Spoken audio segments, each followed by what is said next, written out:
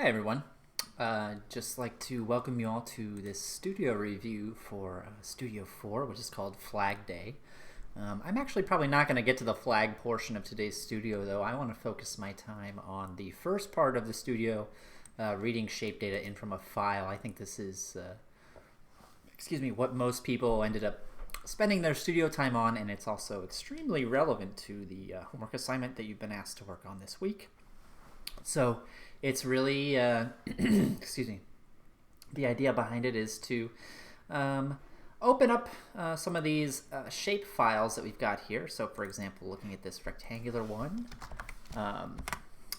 we can see that the data shows up in a particular order. So the name of the shape shows up first as a string, followed by 3 integers. Those are going to be color data. We then have a Boolean value, which indicates whether or not this shape is going to be filled in.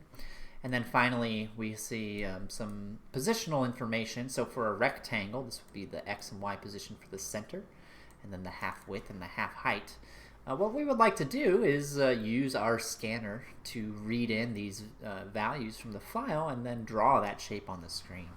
And so I'm making a big deal about the format because it's important to understand that we expect all of these files to be formatted in the same way. Otherwise, this process doesn't work. So the fact that the shape name always comes first is something that we can safely assume is going to be true for all of these files. Otherwise, this program just isn't going to work the way that we expect. So we've given you some code to help you get started, and unlike previous times that you've used Scanner, this time around we're using Scanner with a file. So this was first introduced in the prep work for this week. You're going to see it now in the studio and also on the upcoming homework assignment as well. Real briefly, these 2 lines are responsible for popping up a box on the screen, allowing you to choose a file, something that looks like this. I know that some people have been having trouble with this part. This box isn't showing up for everyone for some reason. I'll talk a little bit about that towards the end of the video and what you can do if you're having problems with that. I do have a little thing that you can do to maybe work around this problem. But then, once we've got that, this line takes whatever file is selected and kind of incorporates it into our code. And then finally, this line takes that file and puts it into the scanner so that once we get down here, if I want to read in data from that file, I can access it through the scanner, just like I've done for other things up until this point. So the methods that we've seen before, like nextInt, for example, are going to work. They're just going to read data in from the file instead of from the keyboard, from waiting for somebody to type something in. So let's try that. The first thing that we would expect to read in is going to be the name of the shape, right? And I'm just going to start by trying to get rectangles on the screen first. Once I get that done, I'll take a look at maybe how to do ellipses and triangles as well. But for now, I'll just assume that everything's going to be a rectangle, just to keep things simple. So let's go ahead and read in that shape information. I'm going to create a string, shape. And if I want to read in a string, one way I can look to see how to do that is to type the word in, which is the name of my scanner, and then a dot, and then it pops up this box. This is actually the API, the scanner API. So you see methods on here that you're familiar with. Here's nextInt, right? We know how to use that one.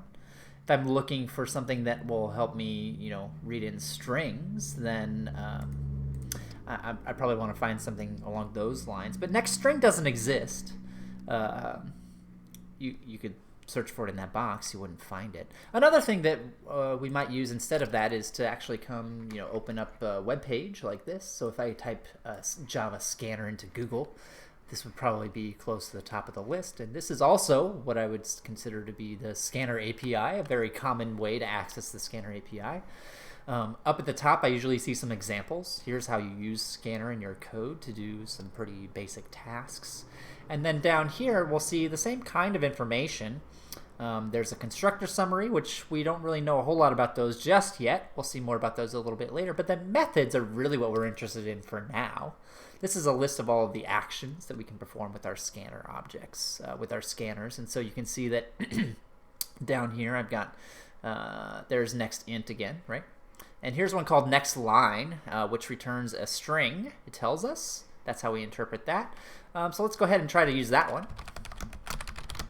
I'm sorry, not next string. We said that doesn't exist. We're going to use next line instead.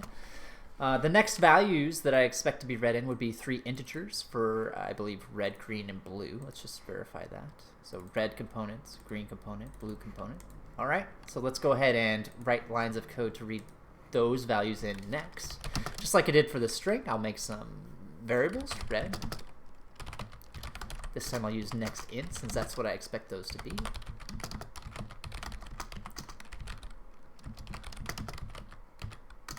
All right.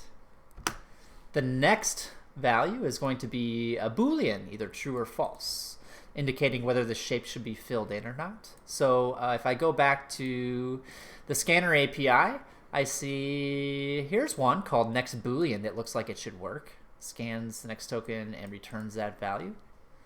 All right, let's give that a, oops, that's not where I want to go. Here we go. Let's give that a shot.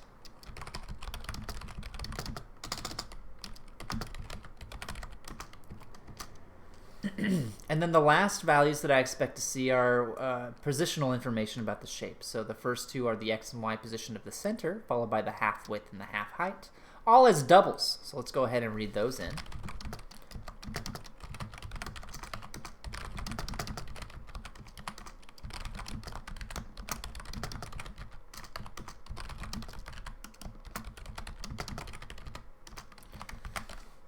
Okay.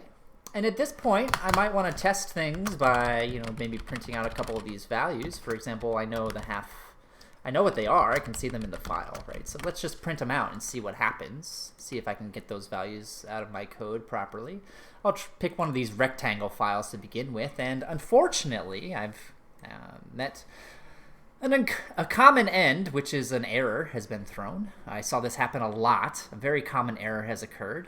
If you're faced with an error, here's some tips on what to do. It's trying to help you out. It's trying to tell you where the error happened. So we can see clearly the scanner is involved. That's a big hint. I see the word scanner showing up a lot here.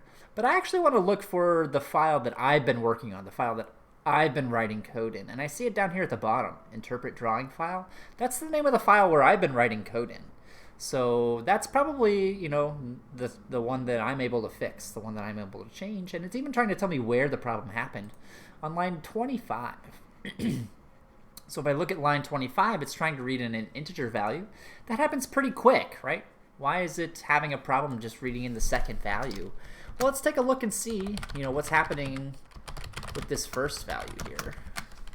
Am I reading that in properly? Let's try it out and see what happens. Okay, so here I can see the first value's gotten printed out. There's my error again, and this is pretty telling. It's printed out everything, all of the things. So it's read in the entire contents of the file, printed it out, and so now when I've said read in the next integer, well, it's all the way down here now. I think that I'm supposed to be reading in this integer, but it's already read in all of this stuff, so it goes to look for another integer, and there isn't one. It's at the end of the file. So we've chosen the wrong action to perform here. Next line is doing too much. Next line gave us everything. I just wanted this. So I picked the wrong one. Well, let's go back. Let's go back to the API and see if I can find another method that's going to give us a string that might be a better fit. If I scroll up just a little bit, I see some methods up here called next that look like they might work for us. You can read the description. I look at this and think, okay, that makes sense, but this might not make sense to you.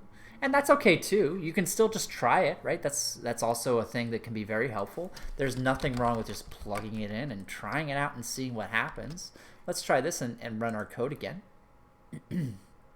Pick the same file, and oh, hey, there we go, rectangle, just rectangle, and this time no error, and it did print out the half width as well. So that looks pretty good. That looks like it worked pretty well. But this isn't actually what we're supposed to do. We actually want to draw this shape on the screen. So let's go ahead and try and do that next. I'm going to take these print statements out for now. I'm also going to ignore this shape for now because I'm just going to assume it's a rectangle. I'll come back and take a look at that again in a little bit. The red, green, and blue need to be passed into a color. We know how to do that from the prep work. So I can just do that like so. And then we need to change the pen to use that color. That's going to be the first time that we actually use standard draw. So if I switch over to the standard draw API, again, this is just showing me what actions are available to be used. And right up here at the top, I see there's an example of set pen color, which is exactly what we need to do in this particular case. So let's go ahead and use set pen color here and pass in that color that we want. This should effectively change the color for us to whatever color is listed in that file. The next thing that we have is this filled value, which is a Boolean, so I can just look at it. If it's filled, then I want to draw this filled rectangle. Otherwise, I want to draw the unfilled rectangle. So how do I do that? How do I draw filled rectangles? How do I draw unfilled rectangles? Well, you can see I did a search for the word filled here a little bit ago. It takes me, I can see the two categories right here. There's one called filled rectangle. Here's another one called just rectangle. And they behave similarly, x, y, half width, half height, just like I would expect. So let's try it out. If it's filled, I want to do standard draw dot filled rectangle, right? With x, y, half width, and half height. Otherwise, I want to do the same thing but not filled. And it's upset with me because I should have done this after I read those values in from the file, not before. That was my fault. At this point, though, I think we're ready to try this out and see if we can actually draw some stuff on the screen. If I run this now and say this. Okay, it's a square, but squares are rectangles officially. Let's try it and see if the filled one works as well. Pink filled. There we go. That looks good. All right. Excuse me. Great. So the next thing that I would like to do is show, if we want to test this out, I should be able to come in here and change these. Let's make this a true rectangle, make one of these bigger than the other. We can try this again. That was the outlined one. Now it's an actual rectangle. So it actually is reading in those values from the file and expressing them on the screen. So this is very similar to what we're going to ask you to do on assignment 4. The next thing that I'd like to do is show you how to add in triangles to the mix. Ellipses are on the list as well. I'm going to focus on triangles, in part because they're pretty different than ellipses or rectangles. Mostly because if I look at one of these triangle files, I'll see that they contain more information down here. So there is no method to, you'll notice there's no triangle on this list, right? Can't use any of these to draw triangles. If I want to draw a triangle, I'm really left with no choice but to use these polygon methods. So I'll use polygon methods with 3 points. You can see this is going to draw a triangle right here. I've got, I'm sorry, not a triangle. This will draw a polygon with 4 vertices. If I wanted a triangle, I only have 3 values in these arrays, not 4. But it's the same general idea, right? So instead of reading in x, y, half width, and half height, I need to read in 3 x and y values. Excuse me, I need to read in 3 pairs of x, y coordinates instead. So let's go ahead and see if we can do that. I need to look at the shape now, right? So if the shape is a rectangle, then I want to do this stuff, right? Else, if shape equals triangle, then I need to do some different stuff. Whoops, I need to fix my indentation here. There we go. And my parentheses. There we go. Beautiful. Okay. So if the shape is a rectangle, I want to read in x, y, half width, and half height. In fact, I'm just going to go ahead and move this code inside of the rectangle portion because I don't need this if it's a triangle. If it's a triangle, I need different values. I need it's going to go x1. Then I believe it's going to be the y value next. So xy, xy, xy. That's how I believe that works. So double y1. Then I'll do this again for the second and third points.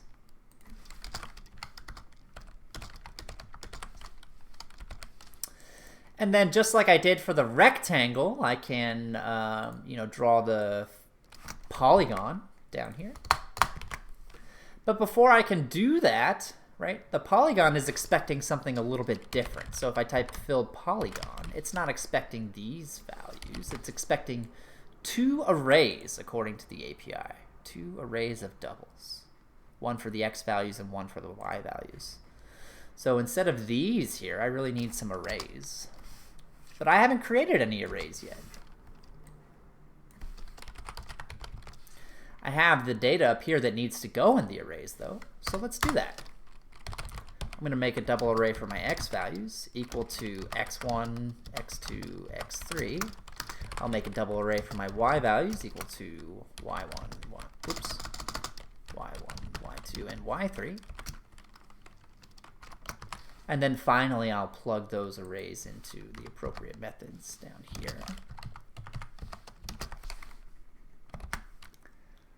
Okay, I think we're now ready to test this out. I'm going to go ahead and run this, and let's try and make sure that our rectangles still work for starters. Okay, that's not a good sign. Let's see then. All right, if the rectangle doesn't work, maybe at least the triangles work. Okay, so I didn't get either one. Neither of them worked. And actually, this is another very, very, very common error that I saw, very common mistake that happens to all of us all the time. Unfortunately, we can't compare strings in this way. So strings are a little bit different than ints and doubles and booleans. Strings are actually objects, which we haven't really seen a whole lot of. We've seen them, but we haven't talked to you about them so much up until now. But the way we compare objects isn't with double equals. It's with something called dot equals. So what needs to happen here is we need to swap out those double equals for dot equals. For now, you can just think of that as the way that we compare strings. It's a little bit different than ints and other things, sure, but that's just how it works. Once we get to Module 7, we'll talk to you about objects in a lot more detail and explain exactly why we compare objects in this way. But for now, let's run this again and see if that fixes our problem. There's my rectangle. That's a good sign. If I close this and run this again, try and draw a triangle. Oh, beautiful. There is an unfilled triangle, and there's a filled triangle. It appears to be working pretty well. If I wanted to complete this for an ellipse, you could imagine that I would just have another condition here for drawing ellipses that would do a similar kind of idea. And this is going to be very similar to what we asked you to do on the first homework, on the next homework assignment rather. So this is the first homework assignment of a few that's going to be about zombies. So this is where we're going to ask you to read in some data from a file where the data in this case doesn't represent shapes, but actually represents the position of zombies. So we're going to set up a zombie simulation that we're going to be working on for the next few assignments. You can see that the code we've given you looks a lot like what we saw in the studio. However, I've changed this code a little bit to reflect what you can do if you're having problems getting the box to pop up. So if you've run this code and the little box isn't showing up on the screen to allow you to select a file, take a look at what I did here. I commented out these lines 17 and 18, and then I actually made a copy of line 18 down here where the stuff in the parentheses is different. So I just typed in zombiesims/contagion. That should load up this particular file. If I wanted to load up a different file, I could just swap this out for bubbles, for example, to try and run the bubbles file instead. This should bypass that box and allow you to run these files for anybody who happens to be having that problem. And if I do find out a solution, I'll be sure to pass that along. A better solution, I'll be sure to pass that along as well. But the other thing to keep in mind is that you're going to be using arrays on this assignment too. So we did a little bit with arrays in that studio review, but you're going to be reading in information from the file and then sticking it into some arrays. That's going to be basically what we're asking you to do. So read the instructions carefully. Please use your studio code. We want you to use that code. Use the code from the studio review if you'd like to. That's totally fine as well. whatever resources you have available. And then always, always, always be sure to have the scanner API, the standard draw API available to you so that you know what you're able to do with those things. One final reminder before I sign off. I'd just like to remind you all that if you ever want to schedule an appointment with me for any reason having to do with this class, you want to go over course concepts, you want to go over the studio, an exercise, anything at all, questions about homework assignments, you're more than welcome to schedule an appointment with me. You can do that by clicking this link here on Canvas, which is on the office hours page. That's it for now. Thanks so much, and have a great weekend. I will see you in class next week.